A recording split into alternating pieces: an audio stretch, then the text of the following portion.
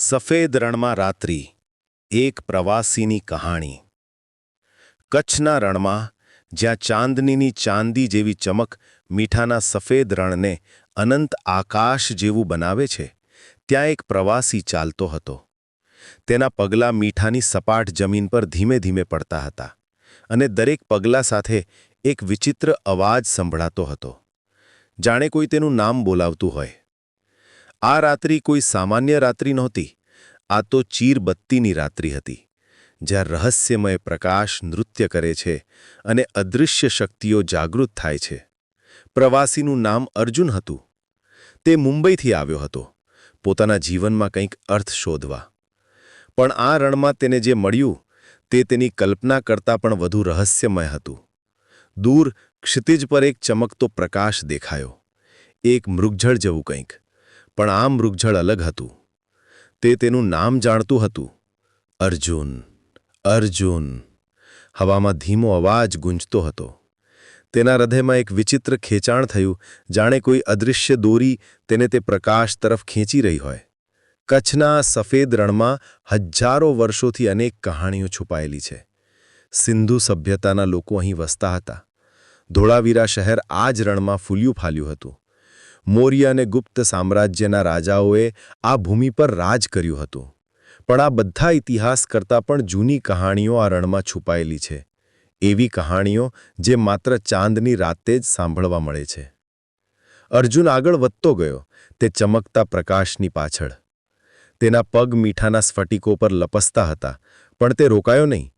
કંઈક તો હતું તે પ્રકાશમાં, કંઈક જે તેને બોલાવતું હતું. જેમ જેમ તે નજીક આવતો ગયો, તેમ તેમ તે પ્રકાશ વધુ સ્પષ્ટ થતો ગયો.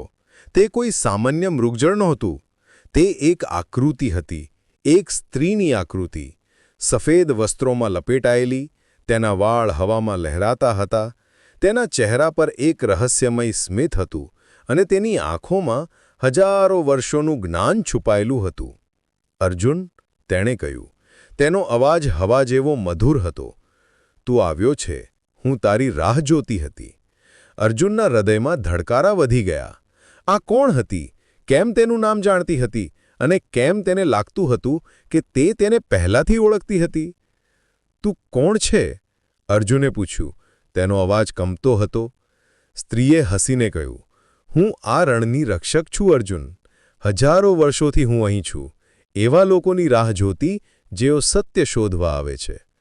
તું પણ કંઈક શોધવા આવ્યો છે, નહીં? અર્જુનને યાદ આવ્યું કે તે અહીં કેમ આવ્યો હતો. તેના જીવનમાં કંઈક ખૂટતું હતું, કંઈક અધૂરું હતું.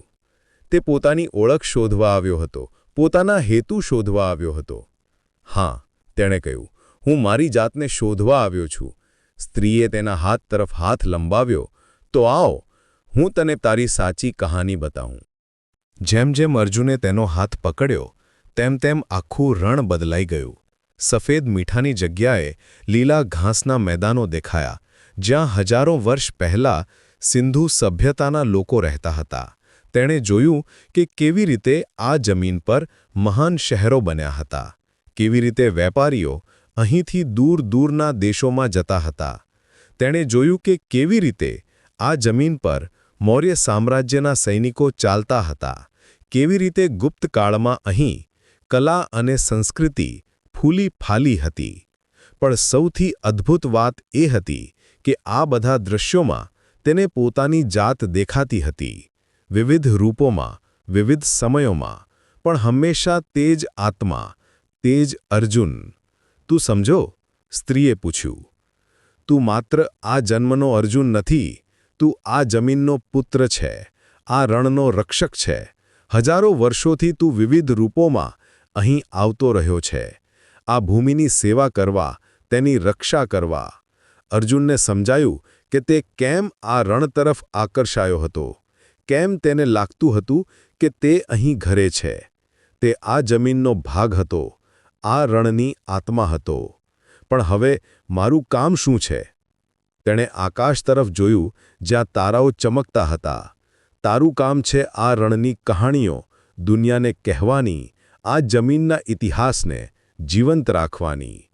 તું લેખક બનીશ, કહાણીકાર બનીશ અને આ રણની અદ્ભુત કથાઓ લોકોને સંભાવીશ. સવારનો પ્રકાશ ફેલાવા લાગ્યો અને તે રહસ્યમયી સ્ત્રી ધીમે ધીમે અદૃશ્ય થવા લાગી. યાદ રાખજે અર્જુન, તેણે કહ્યું, આ રણ તારું ઘર છે.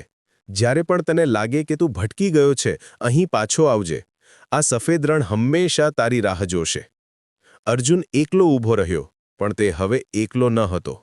તેને પોતાની સાચી ઓળખ મળી ગઈ હતી, પોતાનું સાચું હેતુ મળી ગયું હતું.